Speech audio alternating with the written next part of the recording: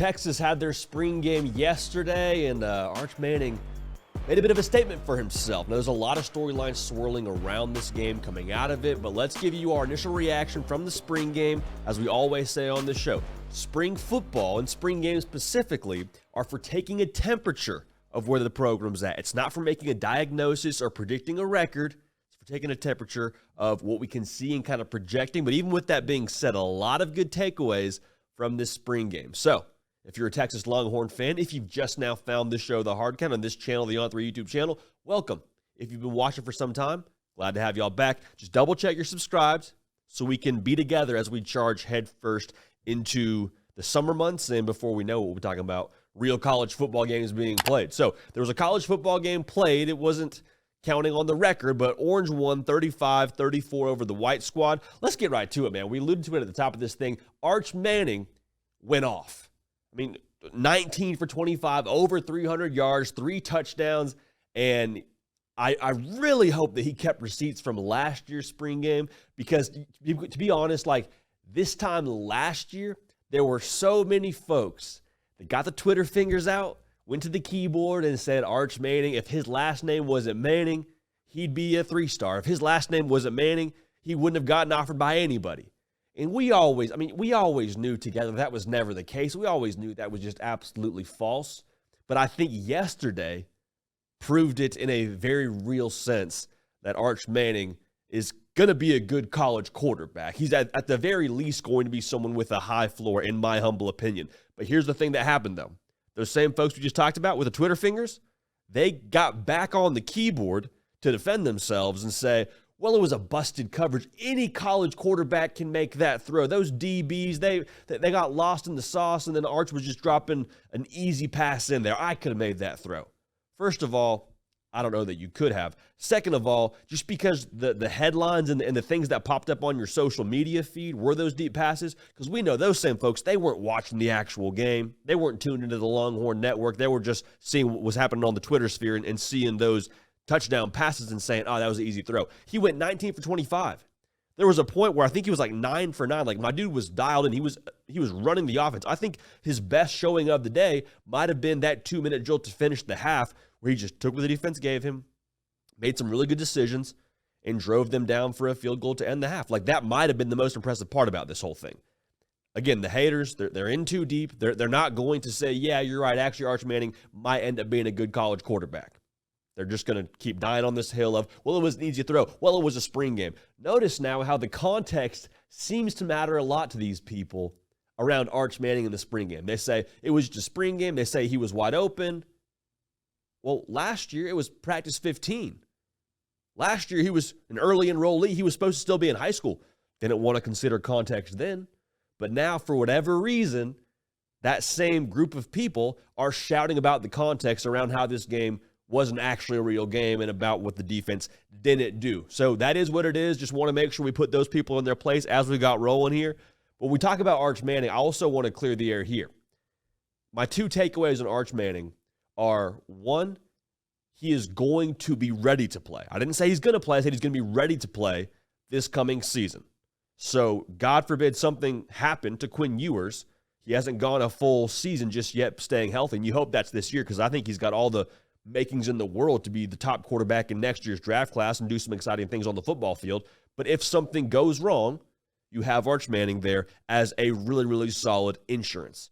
The second part of this, just what I said a second ago, Arch Manning is a good college quarterback. He wasn't overrated. He wasn't given some extra special treatment because of his last name. Like, Arch Manning is a real deal college quarterback. And the reason why we went so hard on those folks to begin this segment, all in good fun, but the reason why we did that is because there's this thought that he was just, again, based on his last name, was going to be X, Y, and Z. And I'm not here to tell you he's going to win the Heisman Trophy.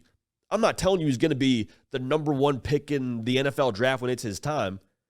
But he was not a 3-star, just so we're on the same page. The dude's not a 3-star, didn't play like it yesterday. So, again, we talk about spring games, when we talk about the social media world, people are going to come away from this game and they will have seen a couple of plays. More than likely just have seen 2 plays. The first, Quinn Ewers throwing a pick 6 on a tip pass.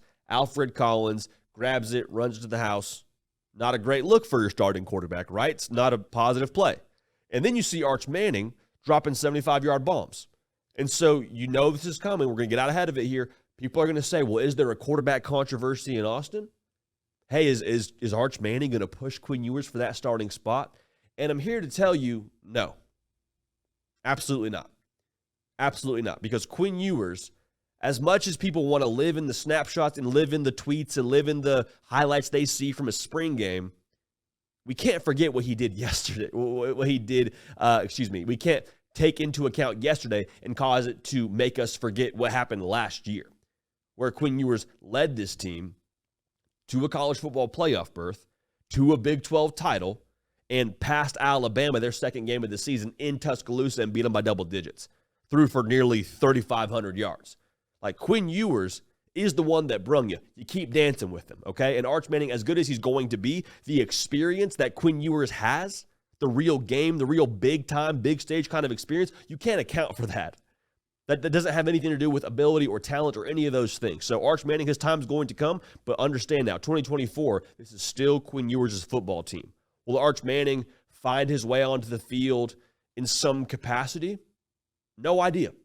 No idea. I mean, I could see a world where he ends up getting a role in some form or fashion, but do not misunderstand me. This is a Quinn Ewers football team. So the quarterbacks obviously stole the headlines from this game. The offense, I think overall, you see a lot of the potential with the firepower within this roster. Like the weapons from the running back room with Trey Weisner, C.J. Baxter, Jaden Blue look great. There's a lot of pieces in that running back room where you feel excited about continuing what you did a season ago on the ground. And then through the air, we talked about all the good things that Arch Manning did. I thought there were some guys that made some big-time plays for him. Isaiah Bond, welcome to Texas. He didn't have a perfect spring game, but he still went for almost 100 yards and a big-time touchdown catch from Arch Manning. Ryan Wingo, an early enrollee cat, someone that we got to talk to last year at the NIL Summit here in Nashville. He operates like a pro. He looked like he was hitting the ground running, and he didn't look like he was a freshman out there at all. I think he had just under 100 yards. I think it's somewhere in the range of 80 yards. He had 2 touchdowns. Jonte Cook, you're seeing the flashes from him. So there's a lot of production left by an Xavier Worthy and an Adonai Mitchell. But I think when we look at the spring game, those pieces we just mentioned, especially on the perimeter, they're going to continue to trend upward. And if they do continue to do that, there's going to be a lot of big play potential within that room.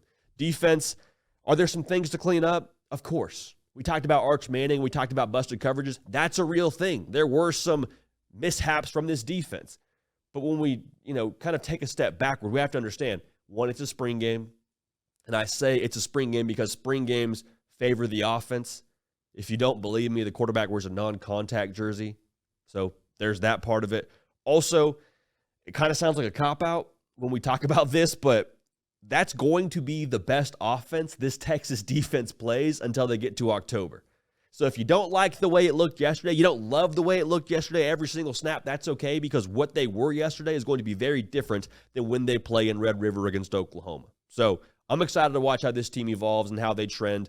A lot of talent on this roster, which goes without saying. Quarterback room, extremely solid. Arch Manning, you love that for him, kind of silencing the haters, you would hope, or at least giving the haters a chore to go find some new talking points outside of last year's spring game.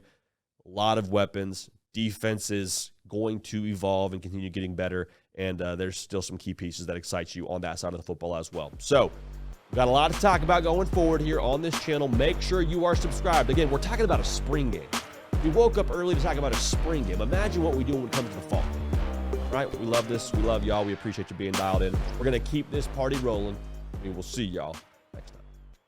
Hey y'all, thanks so much for watching. Subscribe to the channel here to make sure you don't miss an episode of The Hard Count. Also be sure to check out other videos on the On3 YouTube channel.